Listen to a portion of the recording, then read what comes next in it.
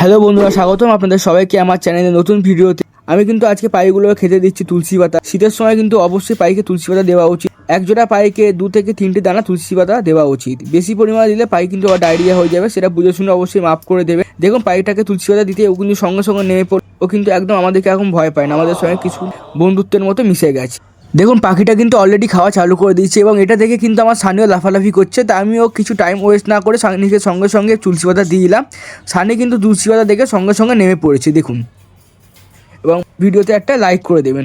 আপনারা কোথার থেকে ভিডিওটা দেখছেন অবশ্যই কিন্তু কমেন্ট বক্সে জানিয়ে দেবেন। ভিডিও অনেকেই দেখেন কিন্তু স্ক্রোল করে চলে যান, চ্যানেলটাকেও সাবস্ক্রাইব করে না। আমি বলছি চ্যানেলটা সাবস্ক্রাইব করতে কিন্তু একটা টাকা লাগে। চ্যানেলটা প্লিজ সাবস্ক্রাইব করে দিন। চ্যানেলটা সাবস্ক্রাইব করলে আমি অনেক মোটিভেশন হবে যে এই ধরনের ভিডিও করতে আমার অনেক ভালো লাগবে।